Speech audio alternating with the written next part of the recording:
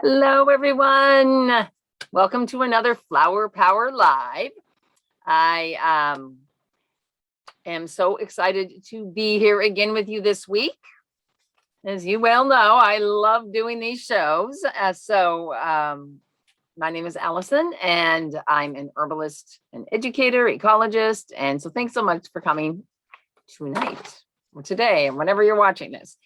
So tonight, I just want to say, listen, forget all those orange and red and yellow moms of fall. There's going to be enough orange, yellow, and red in your future. And what I want you to do instead is to embrace the last of the purples and pinks with our beautiful plant we're talking about tonight, which is aster. Specifically, I'll be talking about the New England aster because that's one of the important species that grows around where I live. And asters are one of the latest blooming flowers in the fall, and you'll see them along the roadside. Especially the New England aster is super tall, and you probably have some other types of asters that grow where you are. There's a variety of different ones that are blooming right now, and they have earned the name of frost flower because they can grow so late into the season, regardless of when the nights start to get cold. They also have another name called starworts, and I would have loved to show you how star-like they are, except for by the time I went to harvest these, which are growing right next to my deck, I planted them there on purpose. They'd kind of folded up for the night. So we're not going to get a real good view of the center of the flower, but usually it's a bright yellow in the center with this pink or purple around the edge. And I planted it in my garden because it is a wonderful plant for all different types of pollinators and bees and butterflies, even the monarch butterfly. So I have this kind of in an area that's close to where I have some milkweed growing. And because it blooms so late, it's just a really important late source of nectar for these different types of pollinators. And it's usually included if you, at schools, they'll put in a pollinator garden. So asters are one of the things that you would want to include because of this late blooming. But of course, I did know a little bit more about it, but I found out all kinds of other wonderful things besides being an important source of nectar. And one of those is that the plants are all edible. So indigenous people would eat the roots, leaves, and flowers. It was also used as a source of medicine for different things, such as part of a laxative blend. It was also, you could drink the tea, that was the root. And you could also drink the root tea for headaches. The flowers were used to treat venereal disease. And today it's somewhat of an underutilized plant. In fact, a couple of my favorite herbals didn't even have any reference to it, which is really too bad because it is incredibly useful and has a very strong affinity for the lungs and respiratory conditions. So it has this long list of properties, including being antispasmodic, aromatic, decongestant, diaphoretic, which means it helps you to sweat, and an expectorant. So all of these are properties that we know are really help when we're having sort of some type of respiratory distress. But it also has these calming, nervine types of properties. And so the reason why it works so well on the lungs is because it's relaxing the tissue.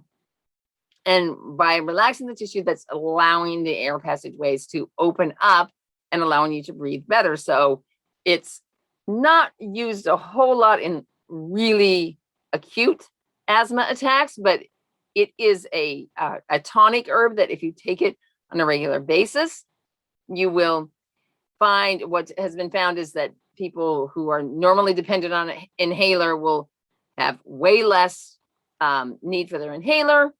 And when they are, it's less frequent as well. So it's been really useful for people with asthma. And it can also be really useful for any other type of bronchial condition when you just need to let the tissue open, relax, and release some of the infection that it has. Now, one thing about taking it regularly, because it has these relaxant effects, it can be somewhat of a sedative. So it is something you want to just think about not taking a whole bunch of it maybe during the day, and maybe take it at night in your regular nighttime routine. Now, people that I know that have used this really, really swear by it. And so if you're interested in it, I would check with your local herbalist and see what you can do. Of course, it's blooming right now. And so if you have some around you, you can simply harvest it. And in fact, this bouquet right here is going to go right in. Sorry, honey. Going to go right into some, probably some brandy to make an alcohol tincture of it, so that I'll have a good supply of it for I fortunately do not have asthma, but I have friends that do. And so I'm going to be making this for them to use as needed. Now, the flower essence, according to Lycanwood Herbals, who is the person I studied my flower essences with, Christine Tall, the New England Aster is all about change. And she says, all things must pass. Change is inevitable, but in the midst of change, we recognize that which is positive for us and also that which is not for our highest good. We are able to discard outmoded behaviors and embrace a new way of being. So I found this really an interesting way to look at what asthma does in the tincture form. You know, a lot of times when we have fear, we are constricted. If you feel afraid of something, your body tends to constrict up. And so with this, what's one of the main reasons why we feel constricted or fearful? We're afraid of change. We're afraid of something that's going to be happening in the future. So looking at the way that asthma has this relaxing effect, it made sense to me that this would be the flower essence signature for Aster. Now, I didn't see a whole lot more out there about New England Aster, but there was a really neat study by, it's called a plant study from Flower Essence Services for the showy Aster, a cousin. And he basically did a whole drawing and sitting with the plants and observing their habitat and so on. And what he says, he also did more of like a energetic connection with the plant. And he said, the message was that for the love of all that is life-giving, shine forth and live what is true in your heart. By doing so, you create more fertile soil for all those around you, even after death. Be open to the light within us all. And I love this because it's, to me, it's showing what is the alternative to staying tight and constricted, opening up and allowing yourself, your true self out. And my own experience with this aster is that it is useful for times when you need to just not worry about storms that might be brewing or might be on the horizon. And what it does, it just kind of allows you to kind of stay tied to like the essence of the moment and actually enjoy yourself, to be like in joy, be in a state of joy. I mean, what could be more joyful than the honeybees flying around and finding the flowers, and they're like, woohoo, yay, there's still something to eat this late in the season. So they are in a state of joy. They're in the moment of that nectar. So today's card is from the Soulflower Plant Spirit Oracle deck by Lisa Estabrook. Haven't used one of these cards in a while, but this is the card for Aster. Let me get it. Oops, sorry there. I'm gonna have to move you. This is the card for Aster, and the word is illumination. And it says, like a star illuminating your way, Aster helps provide clarity and focus so that you can discover appropriate channels of communication and self-expression without anxiety and self-consciousness. Aster helps you to manifest your creative ideas, translating inspiration into physical form. So I wanted to combine that because yesterday I just, for the heck of it, I decided to pull a card from this deck here called Keepers of the Light, which it's basically a card for all different kinds of different spiritual entities. Some like it has a card for Jesus. It has a card for other like saints and sages, and also more gods and goddesses types of figures. And so the card that I pulled is called Freya. And now Freya is a Norse goddess. Like that, so it doesn't reflect. A Norse goddess. And the byline on the card says, phases and cycles. There is a beginning within every ending. Illusions are revealed and released.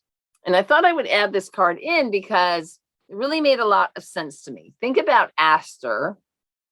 Aster's just beginning to bloom when every other plant is pretty much winding down, setting seed and being done. It's kind of stepping up. Everybody else is bowing out.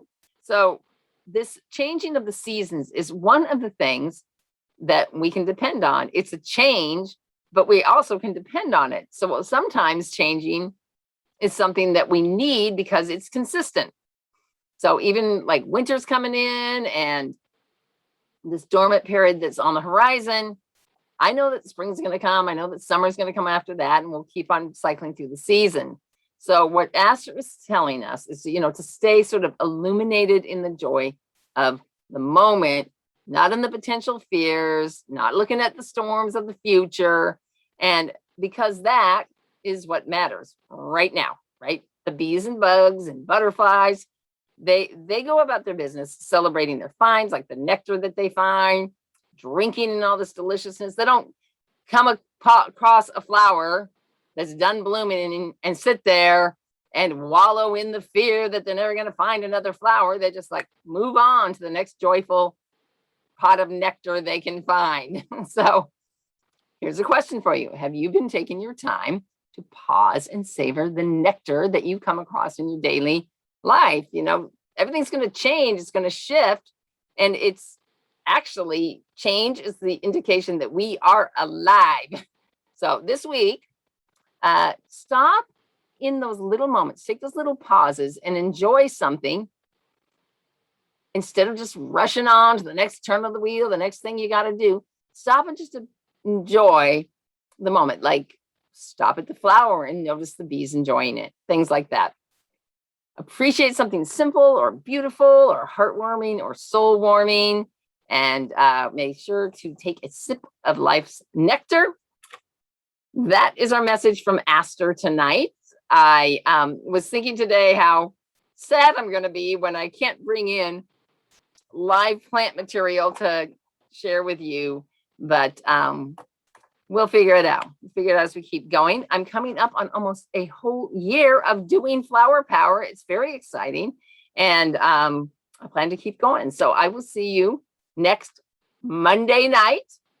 Until then, you can follow me on Instagram or Facebook at Cultivate My Life. And I am planning another one of my virtual retreats. I had a great time doing that a couple of weeks ago. It's going to be coming up at the end of October. So stay tuned for that. Have a great night, everybody. Bye-bye.